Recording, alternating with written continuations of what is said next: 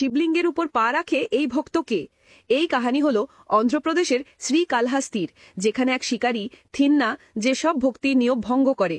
থিন্না ভোলাভালা ছিল, তার স্বাস্থ্যের কোনো জ্ঞান ছিল না, কিন্তু একদিন তিনি জঙ্গলে যখন এক শিবলিঙ্গকে দেখে তো তার মনে হয় এটা তার ভগবান, আর এই শিবলিঙ্গ এখানে একা না খেয়ে আছে।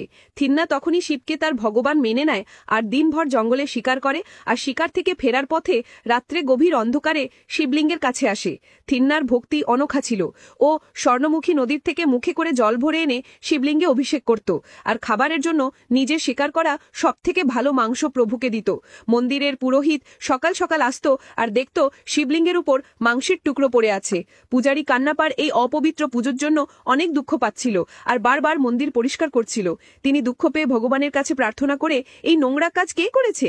তখন একদিন রাত্রে ভগবান মহাদেব পুরোহিতকে স্বপ্নে দর্শন দেয় আর বলে, চিন্তা করো না, কালকে তুমি লুকিয়ে দেখবে, আমি তোমাকে ওই ভক্তর সত্যিকারের ভক্তি দেখাবো।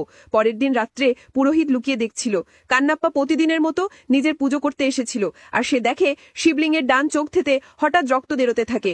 কান্নাপ্পা দেখে ঘাবড়ে যায় আর সে জড়িবুটি লাগাতে থাকে, তাও রক্ত বন্ধ হয় না।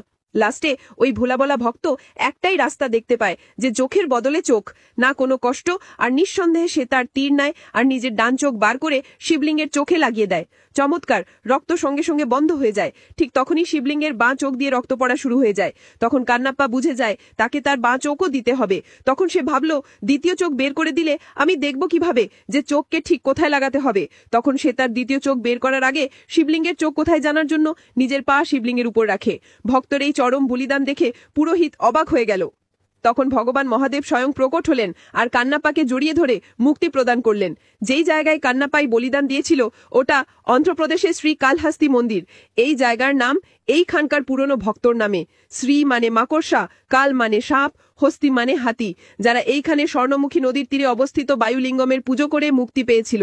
কান্নাপ্পার এই বলিদান যেই জায়গায় হয়েছিল ওটা বায়ুলিঙ্গম মন্দিরের পাশে, আর একে কান্নাপেশ্বর পর্বত বলা হয়। এই কান্নাপ্পাই নিজের চোখ অর্পিত করেছিল। মন্দির পর্যন্ত পৌঁছাতে গেলে কমপক্ষে 325 সিঁড়ি চড়তে হবে। ওপরে তুমি ভক্ত কান্নাপ্পার মন্দির পাবে, আর ওর ঠিক ওপরে ভগবান শিব শক্তির এক বিশাল মূর্তি আছে।